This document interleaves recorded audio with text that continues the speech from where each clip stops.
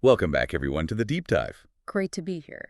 Today, we're getting into something, well, pretty much everyone deals with at some point. It can be awkward, definitely tricky sometimes, that whole situation of needing to, you know, call in sick. Right. And for this, we've actually got some really interesting stuff from a source that's all about practical English communication. Oh, yeah? Yeah, specifically this one dialogue about someone needing to report they can't come into work.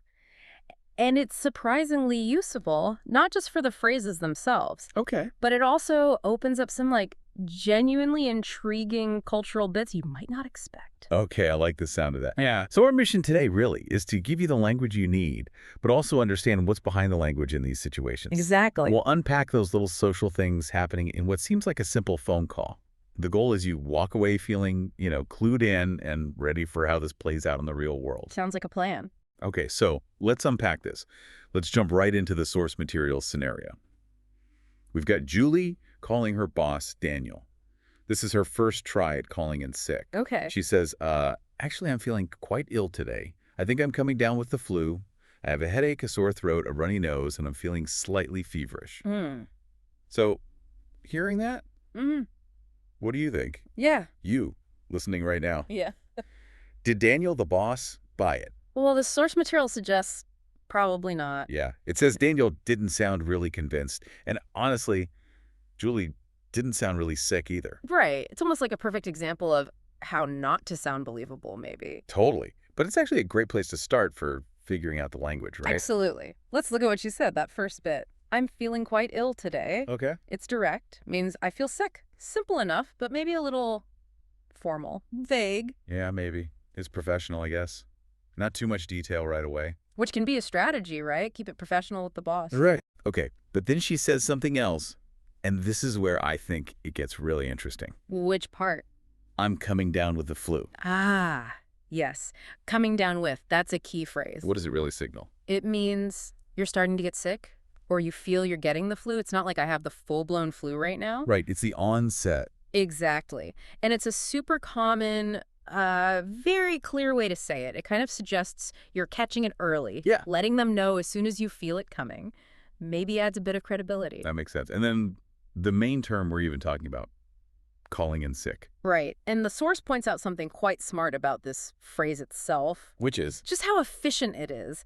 It says calling in sick just saves so much time and explanations. Because everyone knows what it means. Precisely. You call your boss, say you're calling in sick, and they get it. You can't come to work today because you're unwell. It's like a standard code. Okay, so that's efficient. But what about asking for the time off? Like, can you just flat out say, I can't come today? Is that... Okay. Well, this is where nuance comes in, especially with a boss. The source suggests just saying, I can't come today, can sound a bit... impolite, demanding. Yeah, maybe impolite or just too direct, like you're stating a fact rather than requesting something. That's why Julie's phrasing, even in the first call, I was hoping to take the day off, is actually better. Why hoping? Because it's framed as a polite request. It acknowledges the boss's authority, like you're asking for permission, not just announcing your absence. It shows professional courtesy. Got it.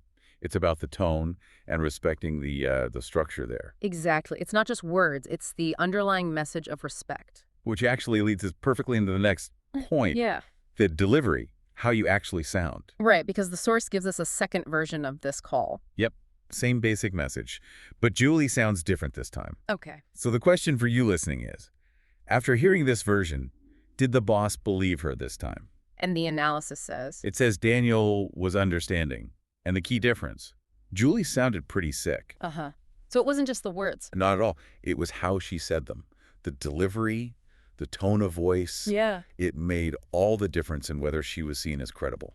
That's such a crucial point.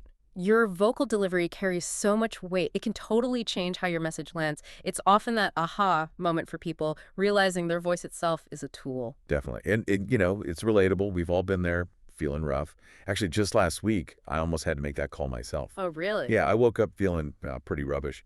Had the same things as Julie, actually headache, sore throat, and, oh, the worst, the runny nose. Ugh, the worst. Right. Thankfully, I checked no fever. So huge relief there. Just took some flu pills and luckily felt way better in about 2 days. Didn't have to make the call in the end. Phew. Close call. But it just shows how common this is, right? That Mm. feeling, those symptoms. Absolutely. But what's really fascinating, tying back to the source, is how this very universal thing, feeling sick, needing time off, can look so different depending on the culture. Oh, yeah. You mentioned cultural insights. What did the source say? Well, it brought up something about Egypt that's, well, quite surprising. Okay, lay it on me. It mentions this as like a real-life practice, a cultural fact, apparently. People in Egypt, when they're unwell, they never call in sick themselves. Wait, really? Never. How does that work then? And they get someone else to do it for them, a family member, maybe a friend. No way. Someone else calls your boss for you. That's what the source indicates, yeah. Wow. Okay, that's different. Is there a reason given for that? Well, the source mentions this kind of weird speculation about the thinking behind it. Really? The idea is, apparently, if you can make it to the phone, you can make it to the office. Oof. That's quite a perspective. Tough. It is. It suggests maybe a different expectation around, I don't know, resilience? Or maybe how debilitating an illness needs to be before you're excused. The source even notes the boss sharing it sort of agrees with that logic. Huh. As a boss myself, I can kind of see the harsh logic, even if it feels really strict. But wow. Yeah, and if we kind of zoom out, connecting this to the bigger picture, it just really highlights how much culture shapes these everyday interactions. Totally. Workplace communication, ideas about accountability, what's polite, what's believable.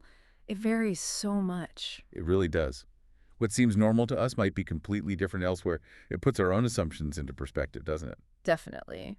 It's a universal situation, getting sick, but the way we handle it is shaped by all these unwritten cultural rules. Wow. Okay, what a journey today. Yeah. We went from specific English phrases for calling in sick The toolkit. to the importance of how you sound when you say them, that art of delivery. Right, sounding convincing. And then ended up with these really eye-opening cultural differences, like the Egypt example, all from just thinking about calling in sick. It's surprisingly deep, isn't it? It really is. And maybe a final thought to leave you with, something to chew on. It really raises this important question, I think. When we communicate, especially in these kinds of sensitive professional moments, how much are we actually saying beyond the words themselves? You know, through our tone, the approach we take, even the unspoken rules of our workplace or culture. And how much does all that stuff determine if people truly believe us, truly understand what we mean? That's a great question. So much more than just the words. Exactly. Something to keep in mind for, well, pretty much any conversation, but especially these tricky ones.